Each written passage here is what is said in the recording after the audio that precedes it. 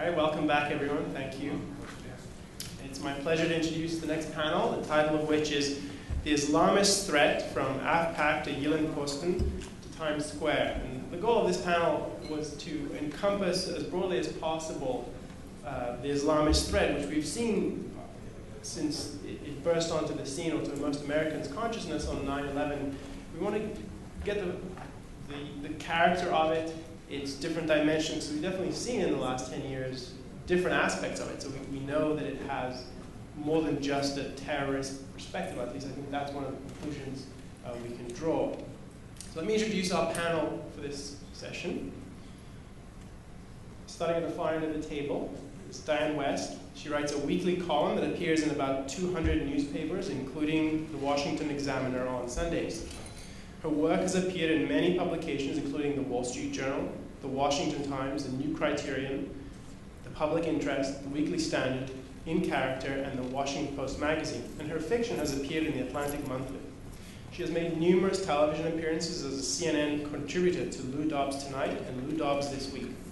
She's now at work on her second book for St. Martin's Press, The Hollow Center, and she's also vice president for the International Free Press Society. Thank you and welcome for joining. Thank you for joining us. Next to her is John David Lewis. Dr. Lewis is a visiting associate professor in the Philosophy, Politics, and Economics program at Duke University. He's an Anthem Fellow for Objectivist Scholarship and adjunct associate professor for business at the University of North Carolina at Chapel Hill. His recent book is Nothing Less Than Victory, Decisive Wars and the Lessons of History from Princeton University Press. It came out early last year. Thank you, John, for joining us. And finally, Peter Brooks, as Senior Fellow for National Security Affairs. He develops and communicates the Heritage Foundation's stance on foreign and defense policy through his research in writing, media and public appearances, and congressional testimony. He is serving his third term as a congressionally appointed member of the U.S.-China Economic and Security Review Commission. He's also a columnist for the New York Post, Boston Herald, and Town Hall magazine, and appears frequently as a commentator on TV and radio on foreign policy and national security matters. Prior to Heritage, he served in the administration of President George W. Bush as Deputy Assistant Secretary of Defense. He worked on Capitol Hill with the State Department, CIA, in the defense industry, and with the U.S. Navy. Thank you for joining us. We're beginning with John Lewis, who has a presentation. You can grab a mic so we can hear you, and let me know when you need to. Thank you, Elan. Thank you, Elan, and thank you everyone for coming. I've come here today primarily for enlightenment myself, not to be enlightened, but I'd rather to be enlightened than to try to enlighten, and benefiting greatly from hearing from these important students of the events happening in the Middle East and across the world from this perspective. I do have a few slides, which we'll get to in a moment. Rare for me, but it is a case where a couple of pictures I think will add immeasurably to my point. Many questions have come out today. Among the questions I would say is most important, I'll name two. One is, what is the relationship between society and government? What role, what relevance is there if 80% of a population opposes a certain regime, yet that regime has stayed in power for 30 years? Another question, of course, is should we be optimistic or pessimistic about the future? That implies, in a certain sense, that events may be beyond our control, that if there's going to be fundamental change to the Middle East, it has to happen from the people in the Middle East. Should we be optimistic or pessimistic about that?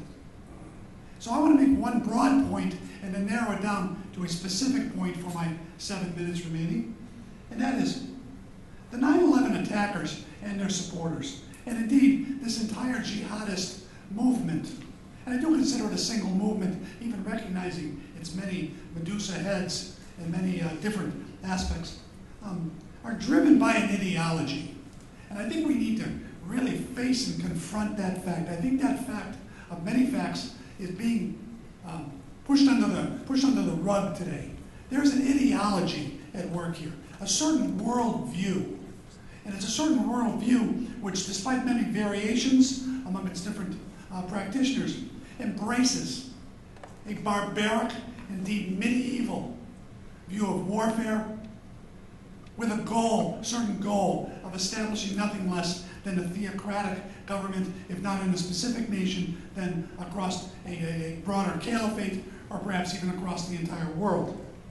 This ideology, I submit, comes from somewhere. It's not born into people, it is something that people learn. And this is my narrower point. There's a role for education and indoctrination in all of this. When we look out at the world and we see suicide movements happening in so many countries across the world, seeming to come up as if from underground streams in various places, in insurgencies, we see people willing to blow themselves up. More than that, in some cases, to strap dynamite on their own children and see their children blow themselves up. We know that there's a set of ideas at work here that is very powerful and very dangerous. And those ideas came from somewhere. And so, what I'd like to think about for a moment is the role of education and indeed indoctrination in all of this. Of course, much of this comes from propaganda spread by the media, through the press, from public rhetoric. Some of it may be believed by the leaders who are saying it. Some of it may be done for pragmatic reasons. But all of it ultimately comes from a certain educational worldview that is being installed in children at various places in the world. The focus then is on the schools. If we think about, for example, the Taliban in Afghanistan, Taliban means students. They are the students of religious madrasas. Religious madrasas in Pakistan, or perhaps in the Deoband or Kashmiri areas. And this worldview that they have has been inculcated in them from a very early age. And many of them, of course, are indoctrinated into jihad. Now, I am not trying to turn the education, per se, in the Middle East into a monolithic block and claiming all the schools are the same. Of course, careful study would have to distinguish Quranic schools from schools that use broader Muslim thought, or schools perhaps that dominate, that in which Muslim thought dominates, but which also uses non-Muslim materials. We'd have to differentiate those schools and clarify them, and I'm hoping that scholars in this area will work to better understand this phenomenon. But we do know that some of these schools are deeply inculcating the ideal of jihad and the ideal of dying for one's cause, one's God, or one's government as the highest ideal in children.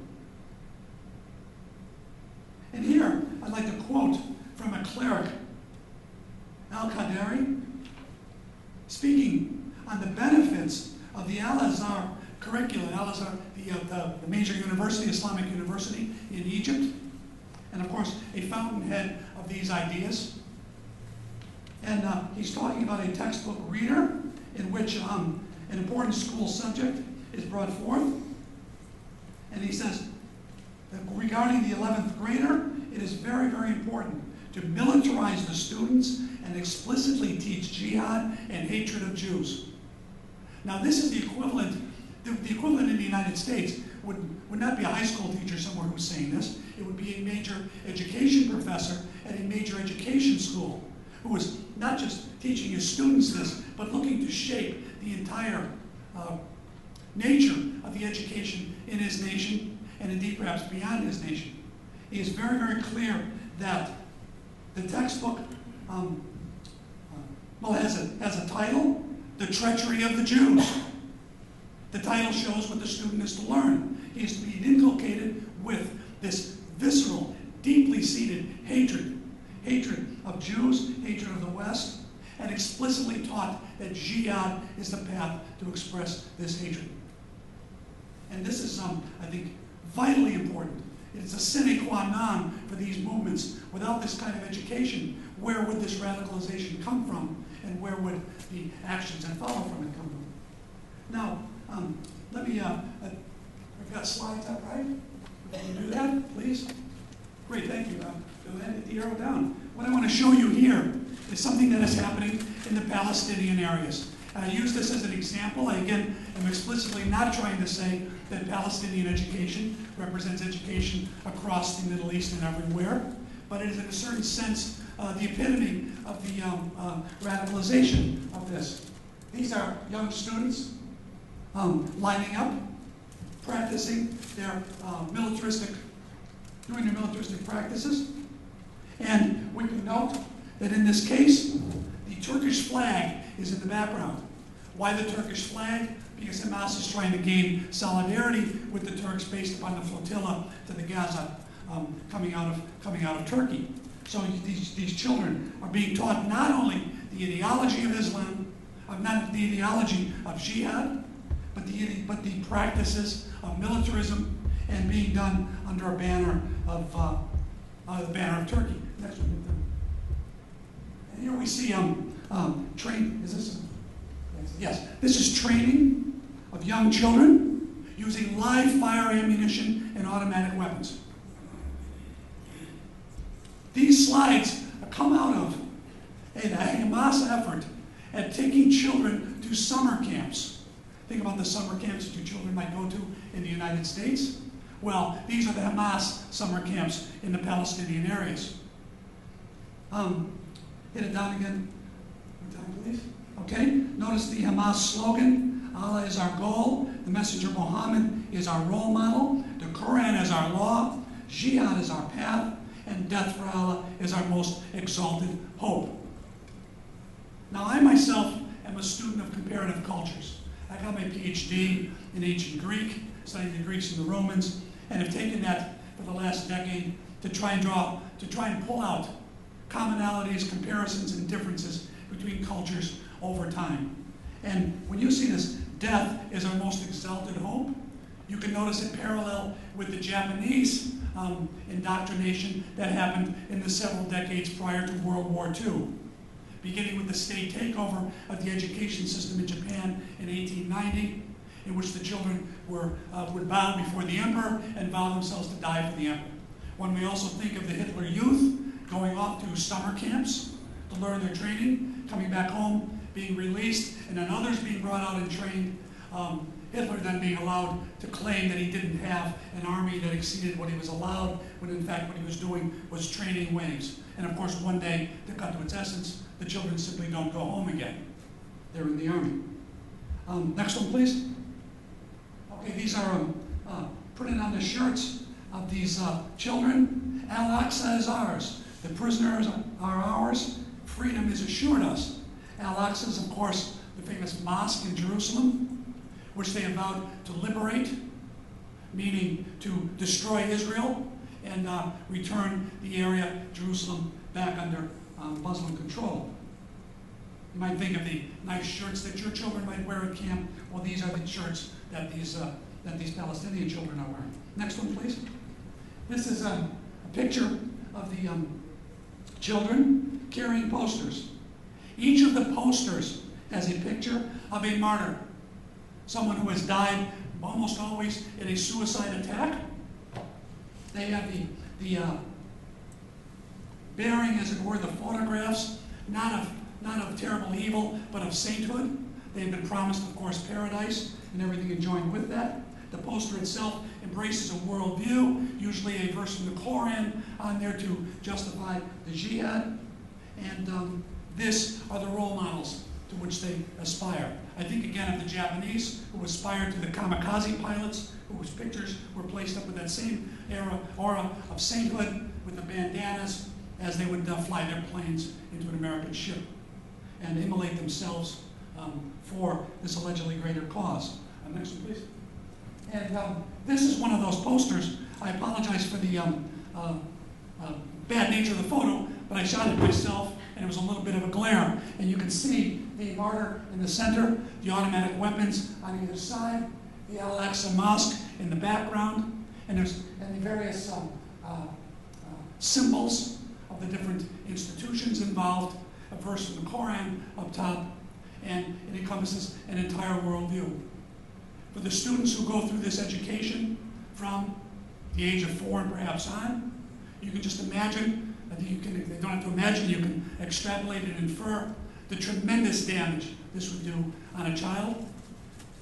Those who come out deeply believing all of this have, as what one Israeli intelligence official told me, has no doubts whatsoever about what his role is and what his job is. And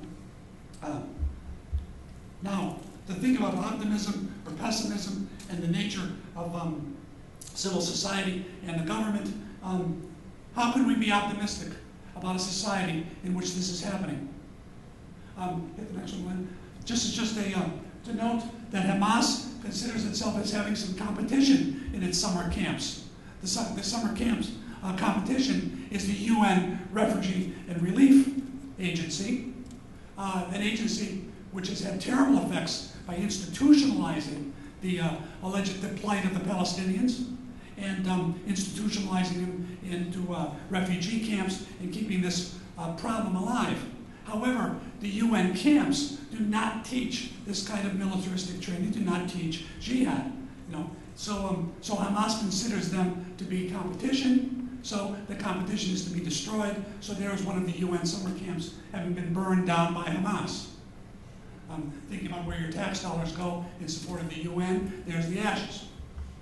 Now, to sum all this up then, I suggest we look to history, about the role of education in other societies and in any nation which is engaged in aggressive war. Think about the role of ideology, how it is inculcated from youth.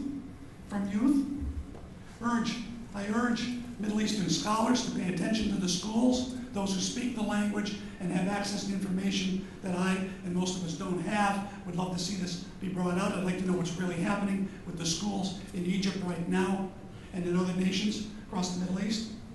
And most of all, urge all Americans, remember the ideological nature of this war.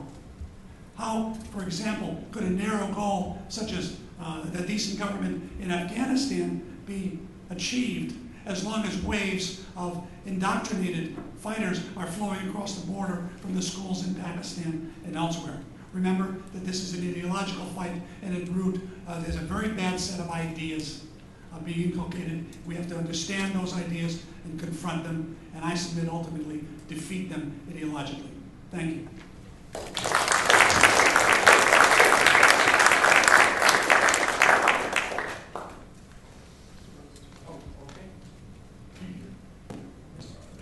Thanks a lot. Thank you, Elan. Great to be here in panel with Diane and John. Let me be brief in my comments. I'm going to talk a little bit about Al-Qaeda in the post-Osama bin Laden era so we can get into discussion. Over the last few weeks, we've heard some members of the Obama administration talk of strategically defeating Al-Qaeda, especially in the aftermath of the killing of Osama bin Laden earlier this year. In fact, last week, with the 10th anniversary of 9/11 fast approaching, White House counterterrorism boss John Brennan told the Associated Press that Al-Qaeda is, quote unquote, on a steady slide, on the ropes, and taking shots to the body and head. But the question is, to my mind anyway, is Al-Qaeda really facing the act of defeat? Well, I don't think these individuals are being Pollyanna-ish or complacent. I think the question needs to be dissected, parsed, and digested a bit more for the general public. While Brennan may be spot on if you're referring to Al-Qaeda's core, that part of the terrorist group most closely associated with 9/11 and hold up in Pakistani tribal areas, it may not be true for Al-Qaeda globally. Of course, the recent killing of Osama bin Laden during a special operations raid in Pakistan was a major body blow to the terror group, especially from an inspirational and ideological standpoint, perhaps even an operational perspective, but it may not be a knockout punch. And it's also awesome that a U.S. drone took out Atiya al-Rahman in Pakistan last month, offing Al-Qaeda's new number 2, right after he moved up to replace Ayman al-Zawahiri, the Egyptian who moved up to replace Osama as number 1 in Al-Qaeda. So Al-Qaeda's senior leadership located in the Pakistani tribal areas is clearly reeling and keeping their heads down to a large extent. But Al-Qaeda these days is increasingly decentralized from its origins in Pakistan and Afghanistan, and I would argue that it's possibly as dangerous as ever, though the threat vector has changed a bit. For instance, there's Al-Qaeda in the Arabian Peninsula, also known as AQAP. It's home based in Yemen, and consists mainly of not only of Yemenis, but also Saudis. Indeed, many counter-terror specialists believe Al-Qaeda in the Arabian Peninsula is actually the most dangerous element in Al-Qaeda global network today. I agree with that sentiment. Among its leaders is Anwar al-Awlaki, the U.S.-born Yemeni and self-proclaimed cleric, who some consider in the same category of evil terror genius as Osama bin Laden. While that might be an overstatement, it's a striking comparison by people who look at this very closely. It turns out Awlaki had contact with the 9/11 hijackers before September 11th and was able to leave the United States sometime after that for Yemen. Since leaving the United States, Awlaki put Americans squarely in his crosshairs and has been linked to the Fort Hood shooter and the Detroit underwear bomber, and may have had a hand in the ink cartridge caper, which is certainly tied to Yemen and Al-Qaeda in the Arabian Peninsula. AQAP under Awlaki also publishes Al-Qaeda's first online English language magazine, Inspire, which serves as a means of online radicalization as well as a how-to terror manual. Equally troubling, with the assistance of some Yemeni tribal allies, Al-Qaeda in the Arabian Peninsula seems to be in control of some territory in Yemen's south, as the central government teeters on collapse in the Arab Spring's aftermath, or whatever we're calling the Arab Spring after the first panel. This is just what that group needs to plan and train for its next terror plot. Al-Qaeda in the Arabian Peninsula is also increasingly networked with Al-Shabaab, an Al-Qaeda wing that is a growing problem across the Gulf of Aden and Somalia, a basically lawless country that is probably best known for its bands of modern-day pirates. A senior State Department official recently called Al-Shabaab the most significant threat in East Africa. Beyond its activities in Somalia, it was responsible for the killing of nearly 80 people last year in a twin suicide attack in Kampala, Uganda during the World Cup. Experts worry that it will train a lot of foreign fighters who will return to places like Ethiopia, Tanzania, Kenya, Uganda, and beyond, including the United States. It's also been asserted that some of the Al-Shabaab's foreign fighters may have come from the Somali American community as well as from other Western nations and may at some point return home.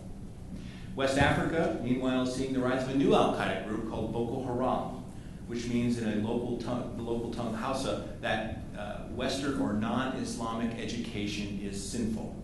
Boko Haram operates in Nigeria, a strategic state in Africa, which is Africa's largest U.S. oil supplier and also the most populous country on the continent. Boko Haram was fingered for the August suicide attack on a UN building in Abuja, killing more than 20 people, which some analysts see as quite significant because it was an international target and may indicate a more transnational agenda. Its fighters are thought to have gotten training from Al-Shabaab, you can see the sort of connections here, as well as the Algerian terror group Al-Qaeda in the Maghreb, or AQIM. AQIM is active in North and West Africa, responsible for the kidnapping of foreigners and bombings as recently last month when it attacked an Algerian military academy. And there's concerns about what it might have up its sleeve, when I'm talking about AQIM here, for Libya, which is right next door, considering the belief that rebel forces, Libyan rebel forces may have some fighters in its midst who fought overseas in places like Iraq and Afghanistan with Al-Qaeda. There's also, when we talk about Libya, there's also worry about securing mustard gas and portable surface-to-air missiles in Libya before they fall into the wrong hands, especially into these groups that are located nearby. And what about Iraq? Al-Qaeda is seemingly also on the offensive there. Al-Qaeda has been attacking the government and testing local security forces as U.S. forces withdraw by year's end. For instance, Al-Qaeda in Iraq conducted a coordinated campaign last month involving the near simultaneous bombings and armed attacks in almost 20 Iraqi cities, striving once again to divide the country between Sunni and Shia. Of course, there are others with Al-Qaeda ties too, including the Afghan and Pakistan Taliban, who we face in the AFPAC theater, but which also trained the Times Square bomber that came one spark away from exploding an SUV in Times Square a few years ago. And groups like Lashkar-e-Taiba, a Pakistani terror group which was responsible for the Mumbai attacks, as well as a number of attacks over the years in India. Earlier this year, the Director of National Intelligence in congressional testimony said that Lashkar-e-Taiba will be becoming an increasing threat to U.S. forces in Afghanistan. So while Brennan and others, such as former CIA Director and current Secretary of Defense Leon Panetta, make a seemingly fair point about Al-Qaeda's core, the struggle against Islamist intolerance and violence unfortunately doesn't appear to be over quite yet. More troubling, while most of these groups have country-specific objectives, they also show signs of expanding their agendas into transnational activities, including targeting the United States and its interests. It's also worrisome that they seem to be finding ungoverned spaces to plan, train, and operate. And while we received assurances from the U.S. government that the counter-terror cooperation is resuming in many of the places where it was affected by the Arab Spring, I'm not at all confident that is the case. Is CT cooperation a priority for the interim Egyptian government? How about the transnational government in Libya? Who are we talking to in Yemen these days? What happens when we leave Iraq? I think these are important questions for U.S. security. With no less than 40 Islamist-inspired terrorist plots here since 9/11, 40. And not to mention successful attacks, which I consider terror attacks at Fort Hood, the Little Rock Military Recruiting Center, and the LAX ticket counter in 2002, the last thing we should be is complacent about Al-Qaeda or its cronies. In my estimation, we're safer, but we're still not safe. I also think we've done quite well considering the unprecedented nature of the threat to American security since 9/11. In my view, while not necessarily perfect, things that help prevent another major attack include the Patriot Act, the terror watch lists, better border security, federal, state, and local cooperation, better intelligence, international cooperation, limiting terrorist travel, hampering terrorist financing. I should note, of course, I think it's my view that the terrorists also discredited their own movement through the massive violence directed at fellow Muslims. But most of all, I think one of the most important things was that we were on the offense with both hard and soft power, not simply on the defense against this threat. The point is that terrorists can never feel they can operate with impunity. Of course, we should continue to review all of these policies for current applicability and best practices. But I still have some worries. I'm worried about the self-radicalized lone wolf terrorist who's already here and doesn't need to pass through a security portal. Our unwillingness to identify the terrorist enemy and perceptions of weakness that might encourage those wanting to do us harm. If there's one thought I'd like to leave you with, I'd say in the end, our security is earned one tough day at a time by a lot of hardworking, brave Americans, and unfortunately, there's still work to be done. I think I'll stop there. Thank you very much.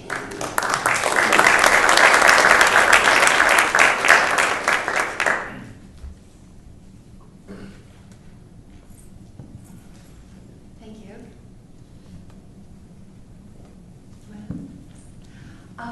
I'm taking a more introspective look at this panel topic today. I seized upon the mention of Jyllands-Posten, the tiny Danish newspaper, whose name is now synonymous with the Danish Muhammad cartoons, and in particular, this cartoon. And I'm sorry it's small. It was all I could print out this morning. I couldn't figure out a way to get it bigger. But this is the most famous one by Kurt Westergaard. It is the picture of Muhammad, and instead of a turban, he has a bomb on it, a bomb about to explode, a lit fuse for a turban. And I wanted to ask if people wouldn't mind showing their hands. Have you ever seen this picture before today? Well, that's quite good. I have to tell you that I had the occasion to have lunch with probably the most eminent American columnist these days, about a year or so ago. And I had returned from Denmark shortly before, and we were discussing this issue, which of course had had several years of roiling, rioting, murder, and boycott and assorted mayhem connected to mainly this very cartoon. And we were talking about it, and he said to me, and we were in a restaurant, and all of a sudden his voice went down low, and he said, "Have you seen it?" I couldn't believe it, and I didn't say anything, and he said, "What does it look like?" And I was quite nonplussed by this, and I told him what it looked like. I wish I'd had my display, but he might have left the table, I don't know. But it was this kind of reluctance to actually examine the evidence, and indeed reluctance and fear to publish this drawing, which I've had the occasion to also interview Kurt Westergaard, and he told me he drew it very quickly. It was a pen and ink drawing he did one day on assignment. And most, if not maybe 90% of American media publications, 99% I think would be a better guess, have not ever reproduced this image. On television, newspapers, I could count the outlets on one hand, and they're not, they're valiant but not significant. And I realized, in thinking about 10 years since 9/11, that I believe that this picture is really our mirror of the 9/11 attacks. And we have flinched in failing to recognize that, and indeed in failing to examine it and try to understand what it means.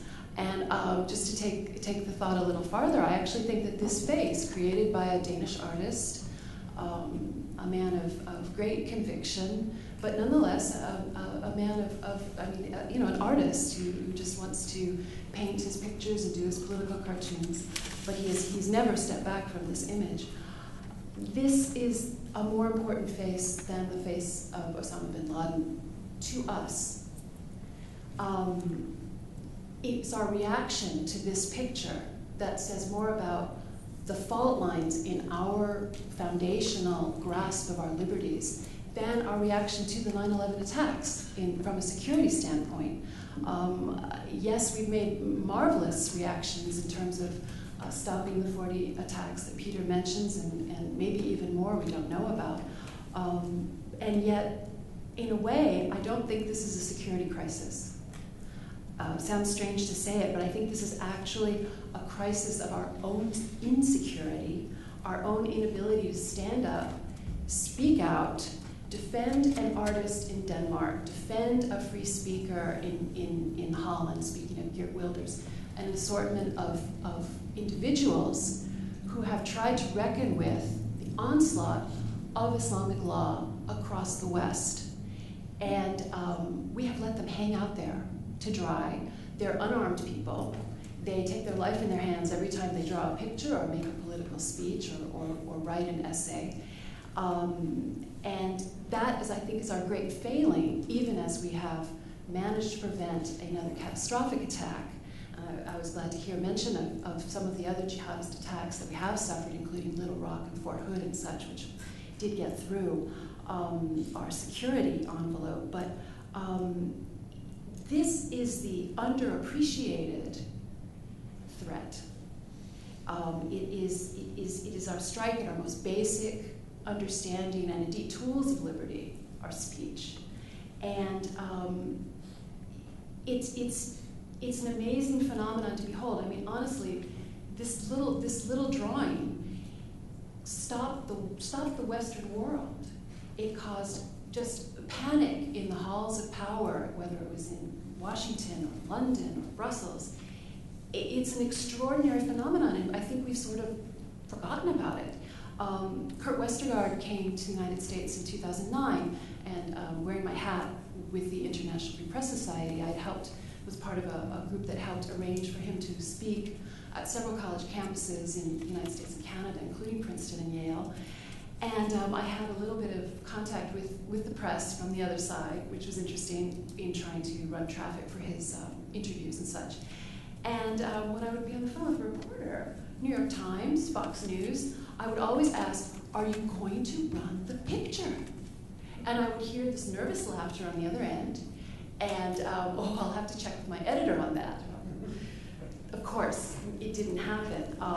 And to this day, this picture, which again is such an important artifact of this past decade, has yet to appear in our media, even as it remains so relevant. And I would just remind people, and I don't expect anyone in the room really to know it, that indeed in Libya, the Day of Rage, so-called, that kicked off the rebellion there, which I believe was February 17th, was actually a protest called to mark violent protests spurred by the cartoon back in 2006 that ended in a violent attack on the Italian consulate in Benghazi that was triggered by the Italian minister Roberto Calderoli having appeared on Italian television with an image of the cartoon on his undershirt, which he showed. And he had said, this was in response to all of the violence that at the time was over 100 people were killed. It was ongoing with the boycotts and so on. And he said that the gesture, wearing this cartoon on his t-shirt, was a matter of a battle for freedom. When they, meaning the cartoon rioters, recognize our rights, I'll take off the shirt. Now, it happened a lot sooner than that. He was actually resigned. He resigned shortly after this. The protests in Benghazi were very fearsome. The consulate people had to be evacuated. The Italian consulate was, the rioters tried to set it on fire and so on. So this was actually, to me, and this is my main point, this is an indication of the extent to which the West has accommodated Islamic law, because it is against Islamic law to critique Islam, to discuss in any but the most glowing light Muhammad or any other aspects of the religion.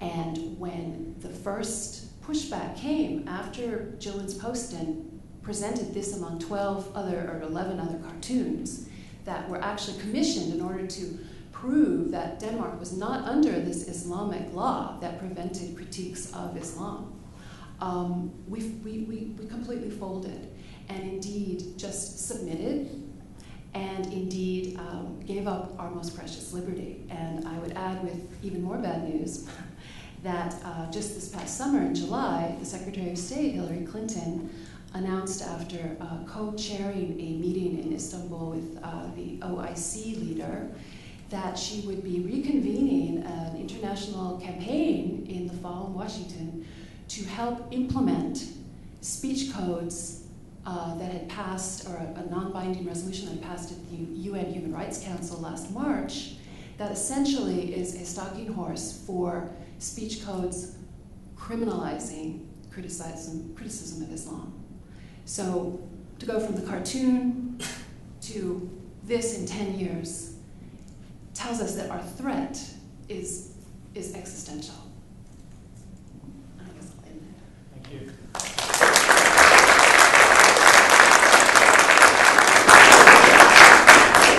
I gave you welcome questions, so if you have one, please make your way to the mic. I'd like to kick off with a question to put these comments together in a certain way. I'm interested in your views, everyone, on this point.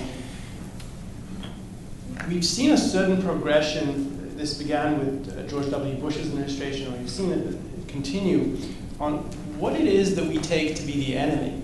Like the definition of the enemy. This is something I've been thinking about, and I know, John, you've written about this too. It was the war on terror. Then it was Islamofascism for a little while, then that was uncomfortable and that was dropped. And under the Obama administration, we've seen even other changes. So the war on terror was expunged as a term in the lexicon, and then we had, now it's the war on Al-Qaeda. For a brief moment, it was 9/11 was seen as a man-caused disaster. That was an embarrassing moment. Now the question is, has that changed in the last year? And it's clearly there's political dancing around what it is. So I'm interested in your views on what do you take it to be? How do you conceive of it? Because clearly there's something that binds the push against the cartoons with the physical attacks we saw on 9/11 and the plots in between. So I'm interested in if you have views on that. Let me start this out. John's written on it. I'm probably much more eloquent than I am. But as somebody who has started 9/11 on the taxiway to Dulles and returned to a burning Pentagon that same day, I was on the peripheries of the policy decisions that were made in those early hours. I certainly wasn't responsible for them, but I was one of the guys trying to help out, among other people who were trying to help out in those early hours and days. And I think one of the things I wanted people to know, and I don't know if somebody has refuted this in a book, but my understanding or my recall from the being in the command center and things like that then is that the reason the war on terror, the terminology came about was that there wanted to be a distinct differentiation from what was perceived to be how we handled Al-Qaeda before 9/11. There was the way the Clinton administration looked at the threat more as a police action, law enforcement action, a legalistic action, and that we were going to use all the powers available to us, and not just military. It sounds so military, but all the powers, because I was one of the people who sat around and rubbed our chin and thought about what are all the things that we could do, and there were many soft power as well as hard power issues in there, from everything from strategic communications and things along that line. So war, it sounds so militaristic, but it was actually much more than that. There was economic sanctions, et cetera, et cetera. So I just wanted to get people to get a sense of that. It was just a real desire to move beyond the perception of how Al-Qaeda had been handled in the past and how there may have been some blinking about taking out Osama bin Laden because they may not have had a legal case against him. Despite the Cole attack, despite the attack on our embassies in Africa, East Africa, things along that line. So, like I said, somebody may come out, Cheney or Rumsfeld or somebody may come out and say that's not exactly what they were thinking, but that was my understanding at the time as one of the staffers there on 9/11 who started to put this together. That was to energize, as you would in a war, all elements and instruments of American power to deal with the threat that we faced. I'm going to take a little broader view of this. Censorship is a term that relates to government control of communication. If you're sitting down to write a paper or an article or a speech, and you're free to write anything you want, and you erase one of your own sentences and replace it, you're not censoring. You're free to write what you want. You're trying to fine-tune what you are doing. Censorship relates to the government use of force to prevent people, stop people, or punish them if they fail to follow the rules about what is allowed to be expressed. Now, nearly all of the Middle Eastern nations have some form of censorship, properly understood, imposed by their governments. The people who speak out in the face of censorship are some of the bravest people on the planet, in my view. They've put themselves at constant and immediate risk, never know when their door is going to be kicked down at 2 o'clock in the morning, and they'll be taken off and never heard from again. And I can think of people, I know friends of mine in Central American countries who do it through blogging very bravely and face this kind of threat. We can understand why some of them would hold back from what they are saying, time their remarks carefully, or perhaps not even speak at all if the result is going to be personal destruction. But what could we say about a people in a free nation stretching across the continent who refuse to admit and express the truth when they're not facing such censorship? What can we say about people whose obligation is chosen responsibility, is to bring the news, to bring the truth to us, who refuse to print a cartoon, because it might offend somebody? Look, you don't have a right not to be offended. I'm offended every day when I read the newspaper. There's some bomb, some program, some statement, something that offends me.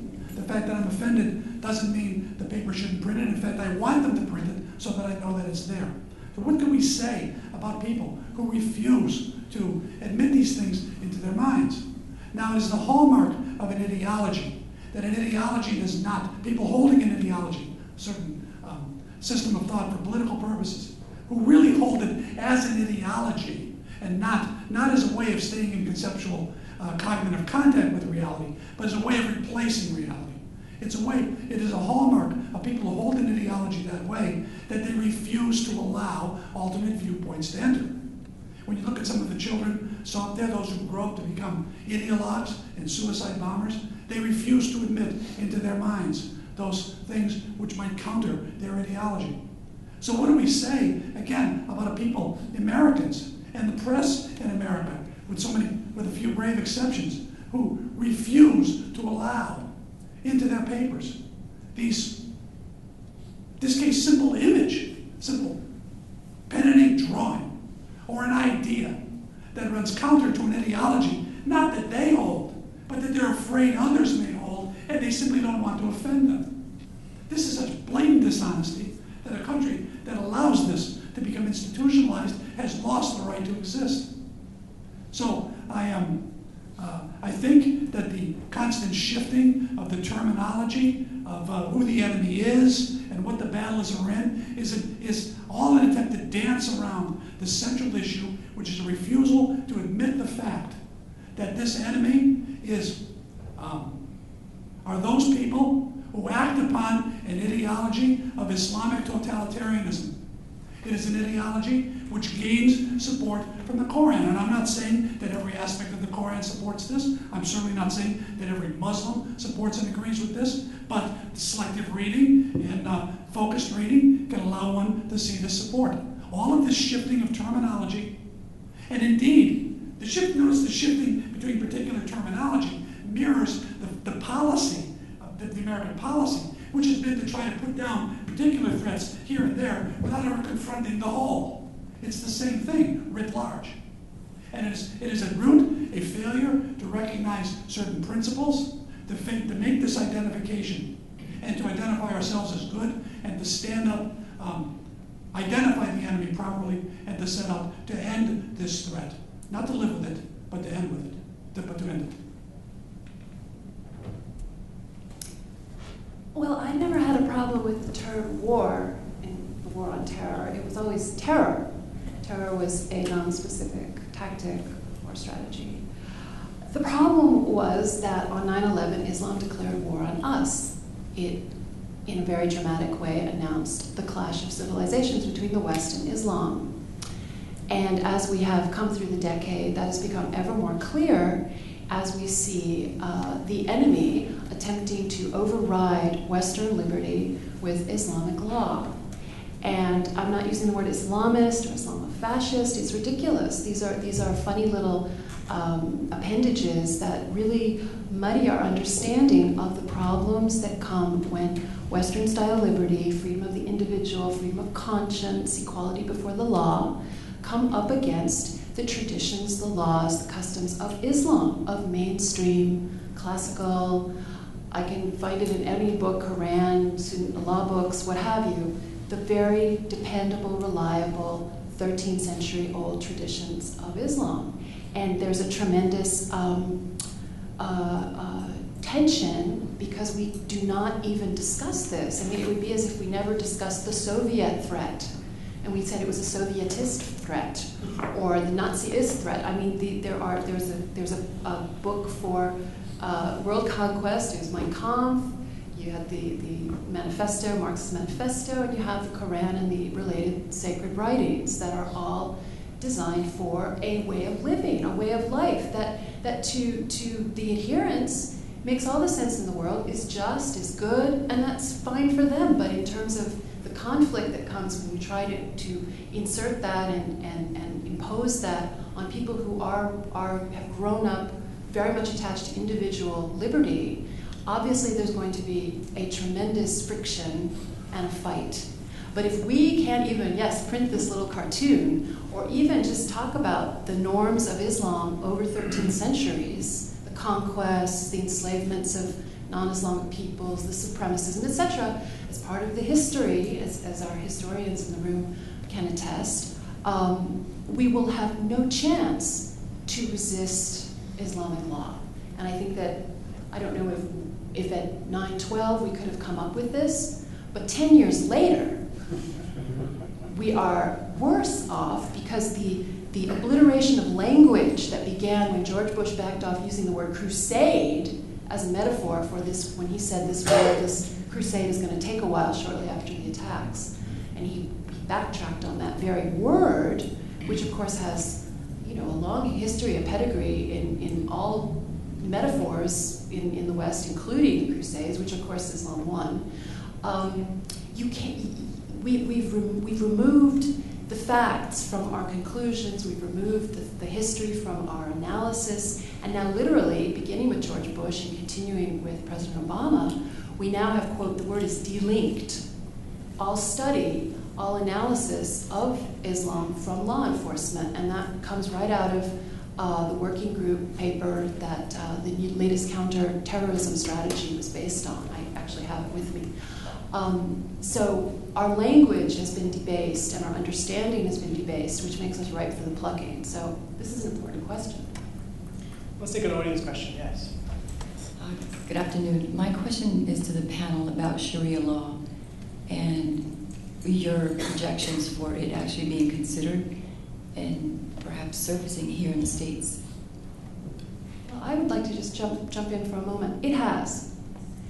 And what concerns me as much as any de jure introductions of Sharia, which are obviously extremely troubling, are the de facto acceptance and indeed enforcement that I find as a journalist, beginning with this is just the most basic example of it, but we have willingly accepted Islamic law in many facets of our existence. Our military in Afghanistan issued a guidance to troops in Afghanistan this year, directing troops to handle the Quran in ways according to Islamic law, or rather not to handle the Quran, because as infidels they are unclean. They are not to handle the Quran. This was do never touch the Quran. If you are going to search suspects, ask them if there's one in the room and have them move it before you search it. Treat the book with respect, etc. Never say anything bad about the Quran or its contents. These are orders to troops in Afghanistan right now. That is Islamic law. And again, going back to Hillary Clinton's example, working with the OIC in order to implement any kind of a speech code that quashes criticism of Islam is an acceptance of Sharia. It is a submission to Sharia. So, I know that the actual incorporation of Sharia, which we've seen in certain legal senses, is obviously very troubling. I am more troubled by the rush to submission that I see that is not caused by any force, but only this tremendous insecurity and cowardice on the part of, as John is saying, people with the First Amendment and everything else that we have. Thank you. What can one say about Sharia law? Would you be in favor of imposing medieval canon law over the United States? Even the Christians among us and Catholics, would you really want to destroy the secularism of the United States by imposing medieval canon law? Well, this is what Sharia is, only it is connected to an ideology, in this case, which is manifestly violent. And just look at what has happened when Sharia law is imposed. Look at the public stonings for adultery. Adultery meaning a woman who wants a divorce, but her husband won't agree to it. Or a woman stoned because she has been raped and can't bring up 3 male witnesses. Right? 4 male witnesses. Where you see women shot in the back of the head in Afghanistan for failing to wear the national dress. What are we supposed to do? Accept some aspect of this law and as legitimate, and then pretend, delude ourselves into thinking that it will not encroach further and destroy the very basis of our society. This law, to repeat Diana's point as she mentioned mine, this kind of self-imposed subservience. Look, Islam means surrender, right? Is it a close enough translation? Is it submission or surrender, as I understand it? Are we to impose upon ourselves surrender? Are we in a war and we start out from the very beginning by saying, I surrender? Well, did you have a comment? Go ahead. I wanted to piggyback on that, and then I'll take your question. So, from what I'm hearing in the discussion, it seems that one of the interesting contrasts here is between in the early conception of the threat, or the enemy, it was a focus on what they were doing to us, and were primarily terrorist tactics.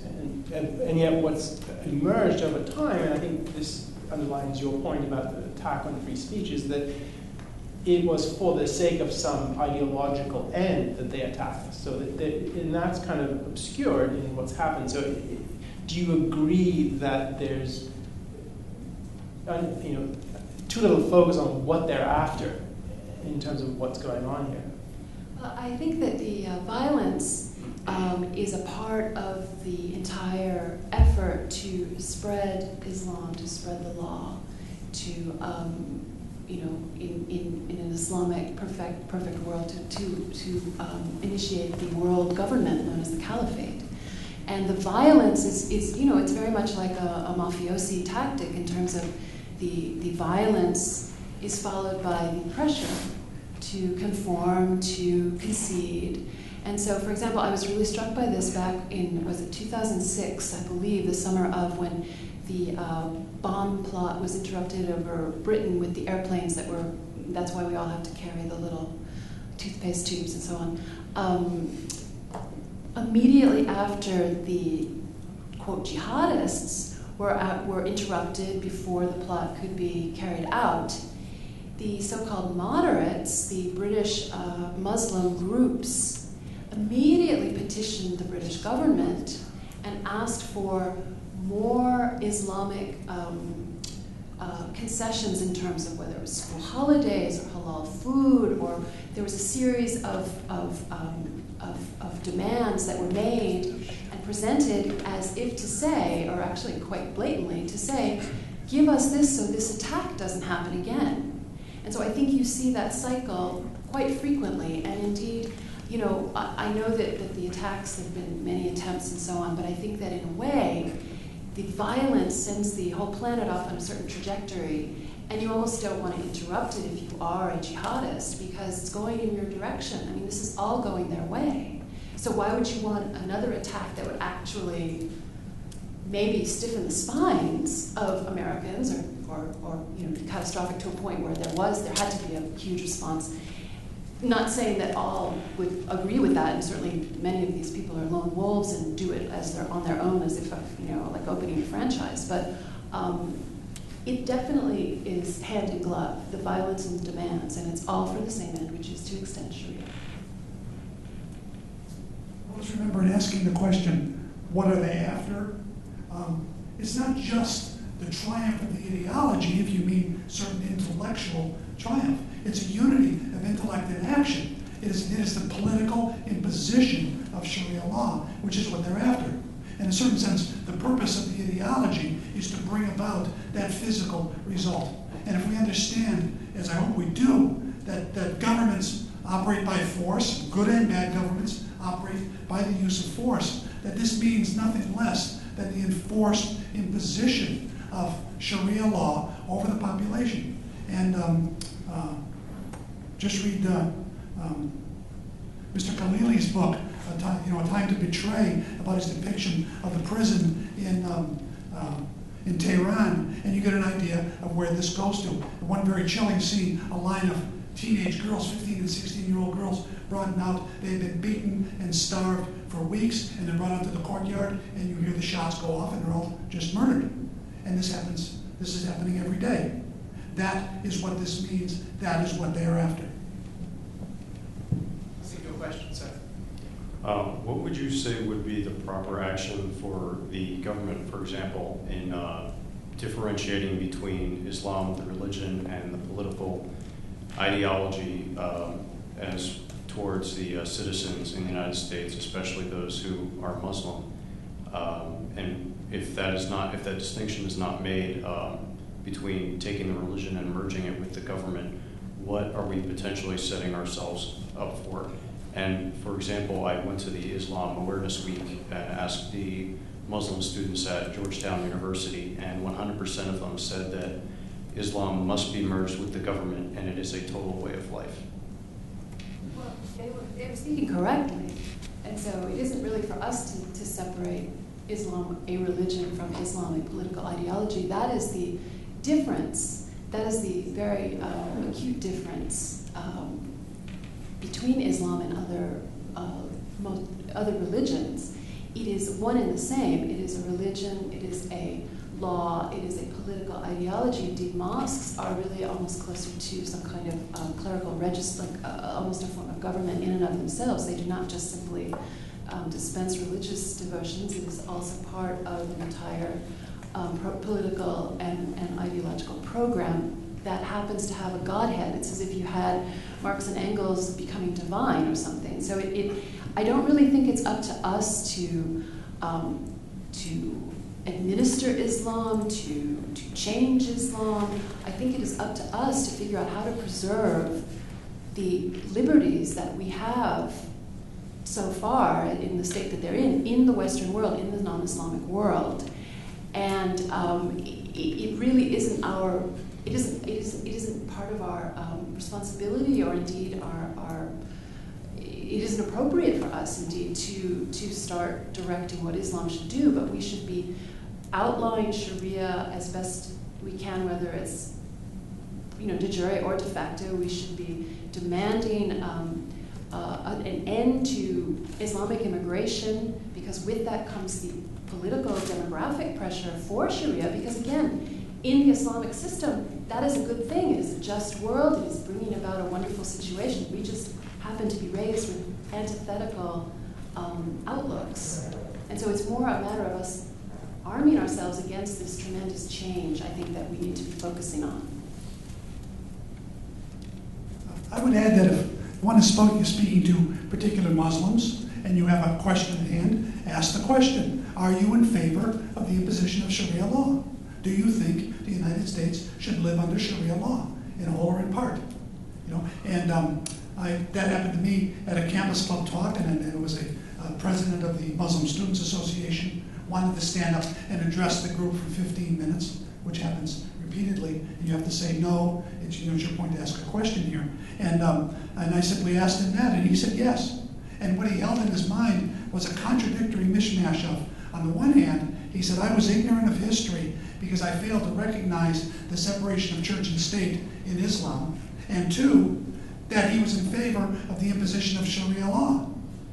And I said, if I can't get you to even grasp the contradiction here, you are in favor of the imposition of Sharia law, which means Muslim law is to be imposed by force. And I think the overall point here is, do we recognize our own value and our own virtues enough to stand up and say no? One particular thing that can be done is this: the courts should say no to any reference to Sharia law, in whole or in part. The purpose of the U.S. courts, their function, is to interpret and enforce American law, whether on the state or federal level, and not to be bringing in these outside influences. But you can notice that even the members of the U.S. Supreme Court have said, oh, well, to draw upon principles of foreign law and aspects of foreign law is a good thing in interpreting a case. No, it's not. No, it's not at all. That is not the function and purpose of our courts, is not to look at laws overseas in any form and to force us to live under them. So one thing that can be done is to eliminate Sharia law, from the courts. The question is, do the judges have the backbone to do it? We're running short on time, so I just want to take one more question and point it to each of you for a 30-second response. What would you name as the key unlearned lesson of the last 10 years from your vantage point? Unlearned lesson. I don't know. I guess the thing I keep beating is that complacency is a mistake, and that we will pay a price if we're complacent about our national security, despite the significant economic and domestic challenges we face. That we still live in a very dangerous world, and being complacent about whether you're talking about Islamist extremism or other things, I think is a huge mistake. And I think it was Kennedy, I'm paraphrasing here, who said, JFK, who said that you can get domestic policy wrong and people lose their jobs, and that's a shame or tragedy. But if you get national security policy wrong, people lose their lives. So I think that's the thing we have to keep bear in mind. Single biggest lesson: we cannot defend ourselves from an enemy and cannot defeat an enemy unless we first identify the enemy. I would say that the biggest unlearned lesson is that values are not universal. And I would just leave with one very quick example, that the definition of freedom under Islam, the word Sharia, is extremely different from our own conception of it. It has nothing to do with the individual, etc., which we would automatically think. It is actually, one of the definitions is perfect enslavement to Allah. So if we are talking to an Islamic constituency in the Middle East or something, and we're both saying we love freedom, and they say we love freedom too, you have to go beyond the platitudes about universal values and examine what the meaning is, what our meaning is, and what their meaning is. Otherwise, you end up 10 years in Afghanistan and Iraq. Well, yeah, I just want to add something to that. There's two ways of looking at universal values. One would be to assume that because they use the word, that therefore they mean the same thing. And that is clearly false. You don't even have to step outside. You just go to Immanuel Kant and look at his definition of freedom. Or look at freedom as slavery in George Orwell's 1984. Realize this is true. But on the other hand, freedom is a universal value for all human beings, properly understood. And people who do not understand it will not have it, as we will not be able to defend ourselves from an enemy if we don't identify him. We will never gain a value such as freedom if we do not properly identify it. Well, thank you, panel, for this enlightening.